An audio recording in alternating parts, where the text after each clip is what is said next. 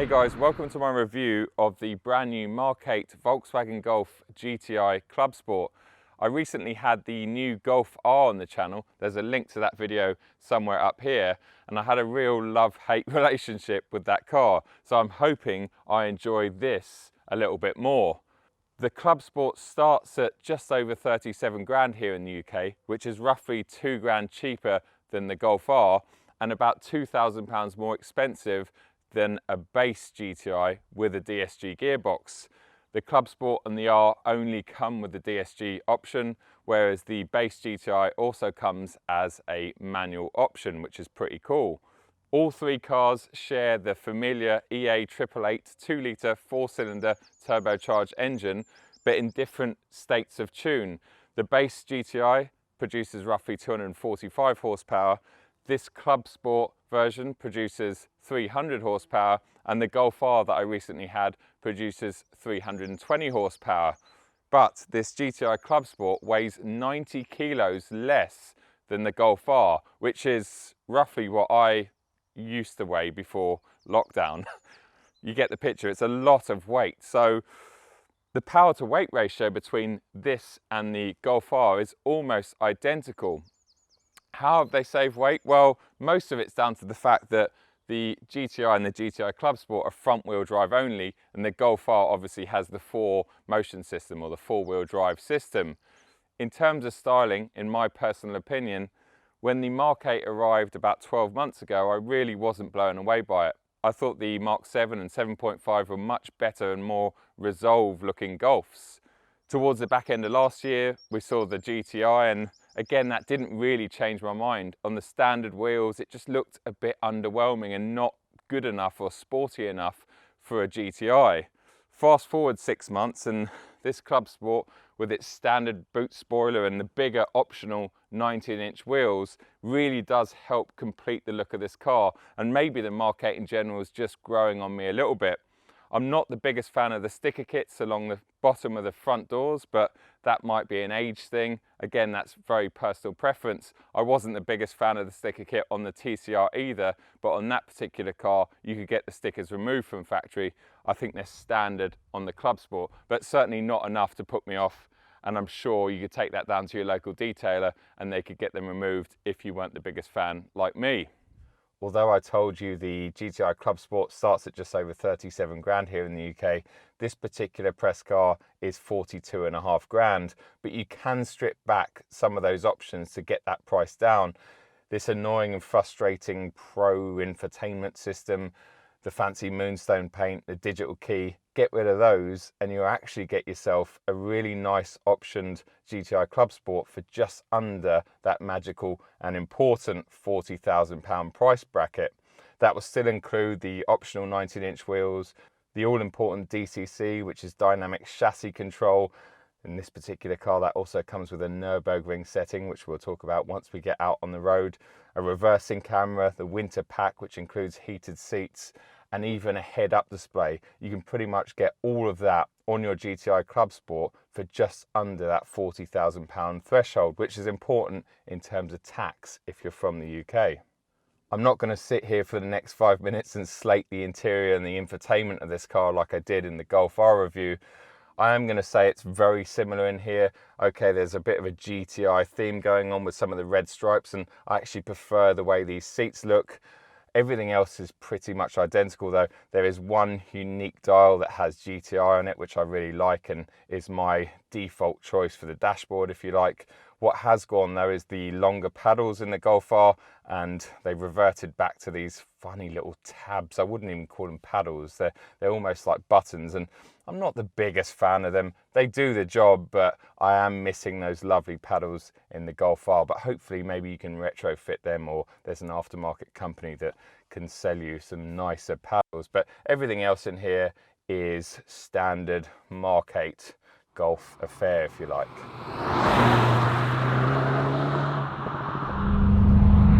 This Clubsport is apparently 13 seconds quicker around the Nürburgring than a regular GTI, although that particular Clubsport did have some Cup 2s fitted to it. And it's not just down to the fact that this has an extra 55 horsepower, although that would definitely help around a circuit like the Nürburgring. It's because of the chassis and suspension setup. This Clubsport sits 15mm lower than a regular GTI.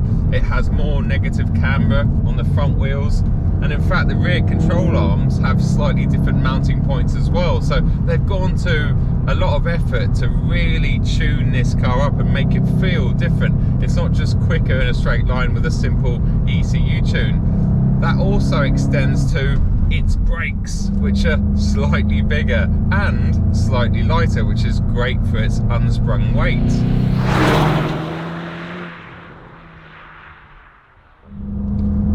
I've not been too stressed out by the frustrating and annoying infotainment system in this particular car, partly because I've been having such a good time behind the wheel of it down one of my favourite roads like the one we're on today, and partly because this particular system seems a lot less buggy and crashy than the one that was in the Golf R. They're identical systems, but I just think it's a case by case, because I've had no issues with this one, although I still think its functionality is just completely backwards and upside down. It makes very little sense.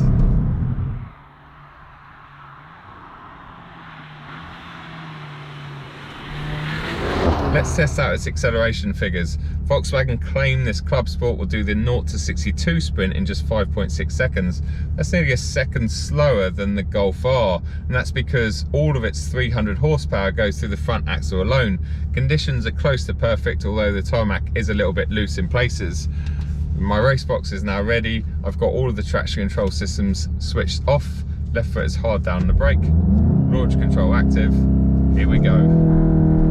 Hardly any wheel spin, short shift in second, and there's 60. 5.06 seconds. That's nearly 5 seconds flat to 60 miles an hour, not 62 miles an hour, so you can add about a tenth or a tenth and a half to that. But even if you did that, you're still looking at a time nearly half a second quicker than Volkswagen claim. That's ridiculous. Although off the line this car obviously struggles a lot more than the all-wheel drive Golf R does, once you're on the move it's every bit as quick, and sometimes actually feels a bit quicker. Definitely feels a bit more nimble as well, just due to the fact that it weighs, well, almost 100 kilos lighter. Through the twisties it's just lovely. It's got the same mighty brakes, and its handling is just to die for. Through a section like this, shift it down using the 7-speed DSG box into third, feed the power in. Oh, the diff on the front just does such a good job at kicking that power down to the road. Oh, and it's so rewarding to drive. It really, really is. It's not too dissimilar to BMW's 128 Ti, which I actually spent a whole day on this road in as well. But I have to say, the chassis control is better in this car. The performance is also better. It's just got a bit more power, a bit more pace, and it feels every bit as good as that car in the twisty section. So hats off to Volkswagen for building such a fun little hatch in this day and age. The gearbox is good, but not great. It doesn't hold in gear. So if I'm in manual, which I am now, bring it down into second gear, put my foot on the accelerator, when it gets to the red line, it changes up automatically, and that frustrates me, especially in a focused hot hatch like this.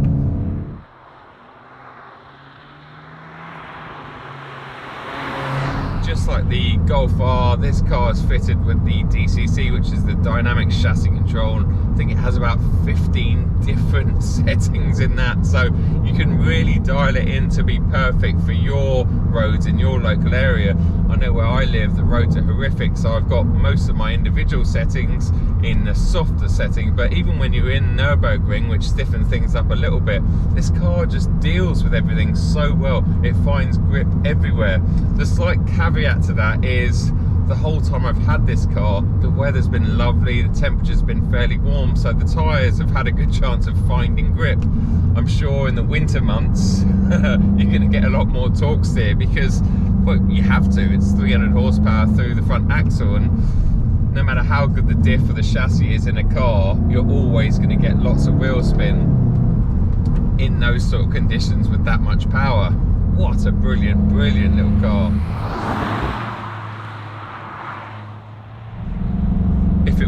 for the excessive low rent plastic in this cabin and this massively frustrating infotainment system, these annoying buttons on the steering wheel that get pushed when you don't want them pushed and don't work when you do want them to work, this car would definitely be a 10 out of 10. As a driver's tool for less than 40 grand, it's absolutely fantastic, and I think this would be one of the best cars you could take on something like a petrolhead tours, and I'm sure it would be as fun, if not better, than the Golf R out on circuit, especially with some Cup 2 tyres on it to help with that front wheel drive traction. But yeah, I'm really sold on it.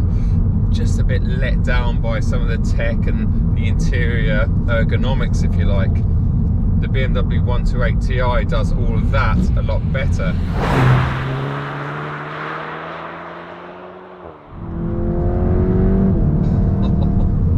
I'm really gonna miss this car.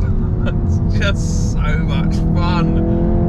And sure, it has its faults in here, as we've talked about, but when you're behind the wheel on a brilliant road in weather like this, you forget about everything. It's just fantastic, and most importantly, like so many hot hatches, it's fantastic fun on the public road at the speed limit. You don't have to be doing silly speeds in these cars to put a smile on your face.